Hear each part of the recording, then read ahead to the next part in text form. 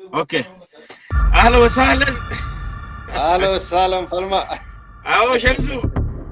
كيف ما شاء الله ما شاء الله. بر جارة بقدات هاتي باتي بر. ها؟ اكم اهو لقامي. شمسو دا في ليلي والفجاسة قلتك ورينا سر جرتن. اهو شمسو. اهو فلما. اهو تدران درا بقى كمد هيدان قراسو مديراتي بقى ربي سباسي. immoo wanta kan sin jechuu fedha haala isinillee hidhaa jirtan wanni nuti isinifillee sagalee taa'aa turre wanni isinif iyyaa turre barri lamaan kun nama hedduu nu gingilchee nama dhugaa fi nama dharaa adda nu baasee eenyutu dhugaadhaan qabsoo tanaaf quuqama eenyutu dhugaan obboleessaa wajjin nyaatee dhugaa arraan tana namoota Jawaar wajjin nyaatanii dhugan keessaa Shamsaddiin Xaahaa nama dhugaadhaaf qabsoo Oromoo tanaaf obboleessa ifiitiif jiraatte mee akkam ture mee dura ummata keenya asirra galgala garama sagalee sii tahaa ture ka sagalee sii tahaa jiru mee salaamtaa nu fuudhiga alhamdulillah kuno arraan tana kuno areenninis jaarraa abbaa gadaa aboo firaanaatiin areetaan illee inni magarsaammaa tana na hinaafsifte ayee dura baga gammaddanii sun hundinuu warri ala jirtanis warri keessa jirtanis alaa keessaan manni Oromoo hundinuu rabbitti aanee isin galatoonfatu barbaanna. Hedduu galata keessattuu warri diyaasporaa galata guddaa nu biraa qabdanii. Gammachuun teenya immoo gammachuu teessan taarraati.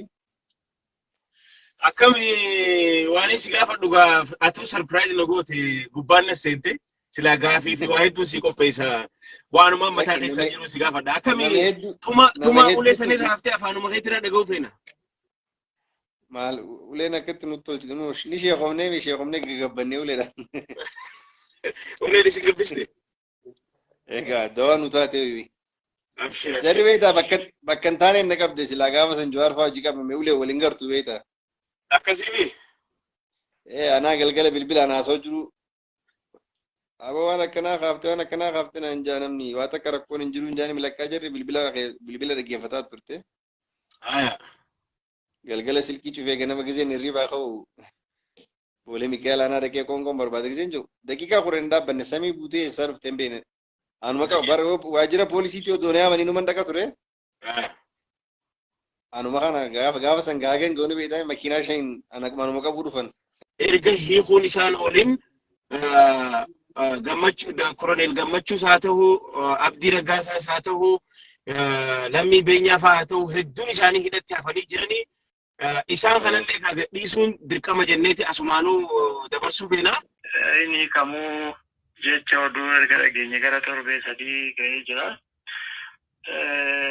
Isa kanaaf deddeebinee gaafachaa turre waan tokko dhagaa'aa turre.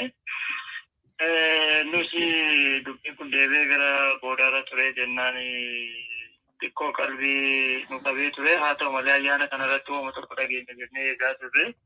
Akkuma kanaan eegnu warra gara galgalaa erga lafti akka isaan gadhiifaman isaan keessumaa hooggantoota kaafaa hojjetan kan galmee obbo Jawaar Mohammed jala jiran akka isaan gadhiifaman gara galgalaa kana dhageenye jiranus maatii isaaniirraati.